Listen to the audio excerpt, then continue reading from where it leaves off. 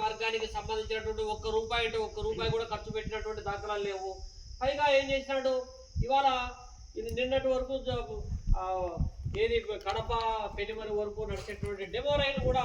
రద్దు చేయడమే కాకుండా కేంద్ర ప్రభుత్వానికి ఈ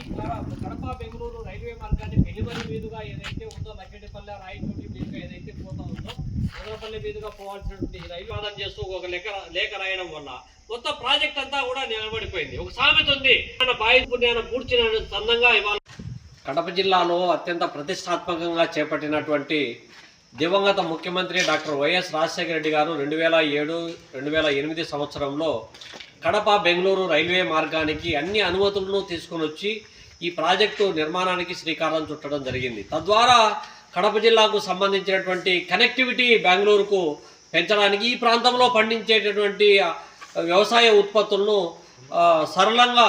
అక్కడికి బెంగళూరుకు సరఫరా చేయడానికి ఉపయోగపడుతుందనే ఆలోచనతో ఈ ప్రాజెక్టు చేపడితే,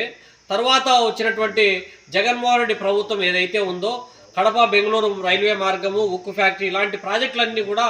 తాను అధికారంలోకి వస్తే తన తండ్రి ఆశయాలన్నీ కూడా అమలవుతాయని చెప్పి గొప్పగా చెప్పాడు. కానీ ఇవాళ ఈ 5 సంవత్సరాల కాలంలో కడప బెంగళూరు రైల్వే మార్గానికి సంబంధించినటువంటి ఒక్క రూపాయి కూడా ఖర్చు పెట్టినటువంటి దాఖలాలు లేవు. పైగా ఏం చేసినాడు, ఇవాళ నిన్నటి వరకు ఏది కడప పెనుమరి వరకు నడిచేటువంటి డెమో రైలు కూడా రద్దు చేయడమే కాకుండా కేంద్ర ప్రభుత్వానికి ఈ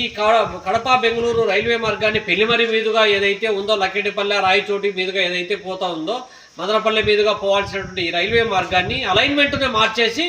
ఏకంగా ఇప్పుడు కడప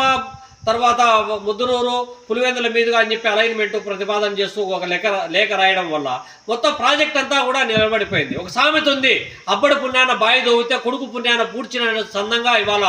జగన్మోహన్ రెడ్డి తన తండ్రి ఆశయాలు ఏవైతే ఉన్నాయో ఒక్కటి అమలు చేయలేకపోయినాడు, ఘోరంగా విఫలమైనాడు. కాబట్టి ఈ దేశంలో మరోసారి కాంగ్రెస్ పార్టీ ఇండియా కూటమి అధికారంలోకి రావడం ద్వారా, రాహుల్ గాంధీ ప్రధాని కావడం ద్వారా ఈ జిల్లాలో కడప పార్లమెంటు నుంచి పోటీ చేస్తూ ఉన్నటువంటి శర్మిలమ్మ గారు ఎంపీ కావడం ద్వారా నిలిచిపోయినటువంటి ప్రాజెక్టులన్నీ కూడా మళ్ళీ గాడిలో పడేటువంటి అవకాశం ఉంది, అభివృద్ధి ముందుకు సాగేటువంటి అవకాశం ఉంది. కాబట్టి ఈ నెల 13న జరగబోతూ ఉన్నటువంటి పార్లమెంటు అసెంబ్లీ ఎన్నికల్లో పార్లమెంటుకు పోటీ చేస్తూ ఉన్నటువంటి కాంగ్రెస్ పార్టీ అభ్యర్థి శ్రీమతి వైఎస్ షర్మిలమ్మ గారికి హస్తం గుర్తుపైన,